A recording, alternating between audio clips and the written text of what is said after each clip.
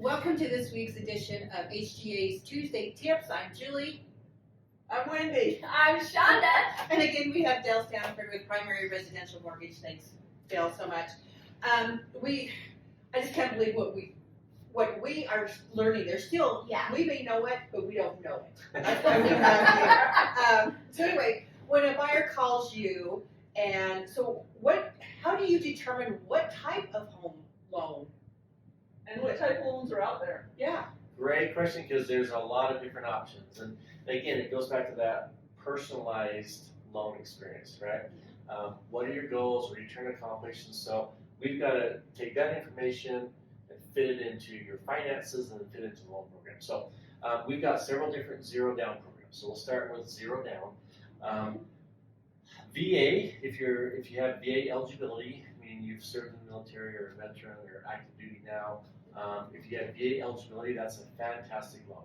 You can get into a home with zero down payment, seller can be your closing costs. You can literally get in with no money out of pocket. You can pay earnest money, you can even get that reimbursed. Okay. Right. And which I've had happen. Yeah. And it's pretty cool that the buyer's like, oh, I got money back. Yeah.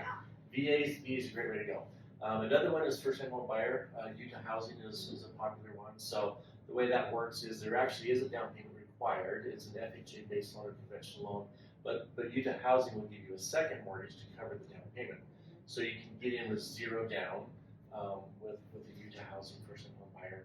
There's actually options for them as well, even if you're not a first-time home buyer. So you can still get in with zero down as well. There's income restrictions and different things, but that's a great option. There's a Chenoa loan, which is a zero down, where the way that the down payment is covered is partly through an increased interest rate and other options. So that one's not as popular. Does it usually work as well? Okay, so after those, then there's grant options. That's a whole another realm, right? So dealing with grants and down payment assistance programs are fantastic. So each municipality may or may not have one, but a lot of them do.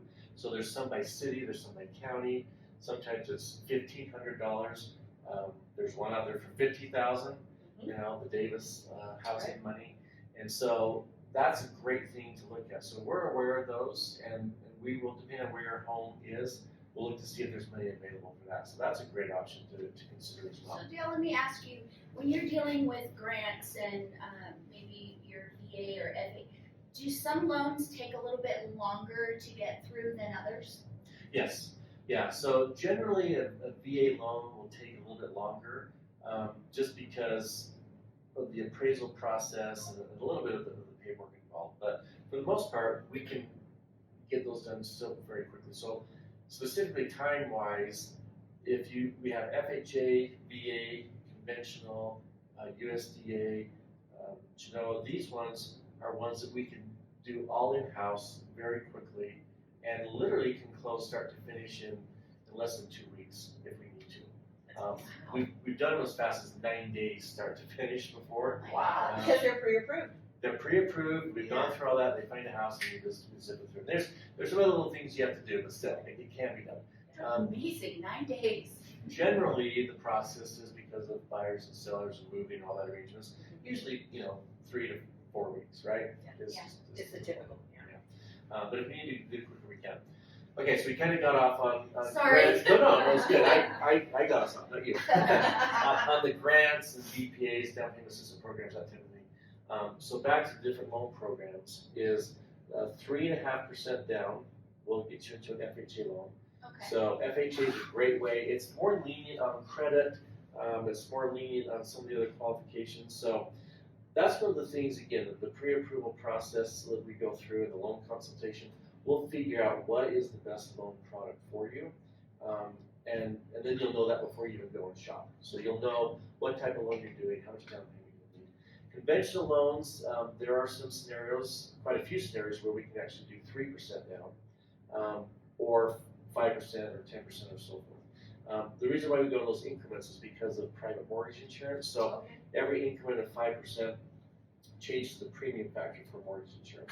And then once you put 20% down, you don't want to have mortgage insurance at all. Okay. So those are some of the loan programs that generally we go through. If your situation is unique for whatever reason, I have a client we're closing here in a couple of weeks. that is self-employed, and he does a great job of writing off all of his expenses, so he doesn't show very much income. So we've shifted him to a bank statement loan. I was So, gonna ask about that. yeah, we don't even look at the tax returns, we look at them first and say, yeah, no, that's not gonna work. So then we switch to the next option and say, yeah, let's do a bank statement loan. And so we're just going off deposits and going to the bank account, so that's another option, right?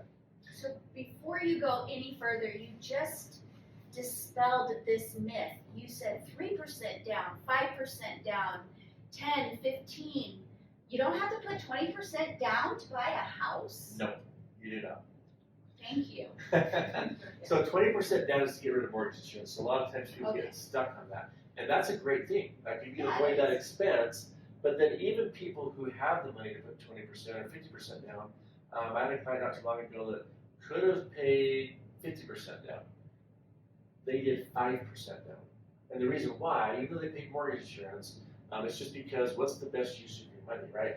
You know, they were doing well in the stock market, they had other investments, they're like, I don't wanna pull money out of my other, growing assets, so they just did the minimum down and paid the mortgage insurance. So again, it's all personalized to your situation.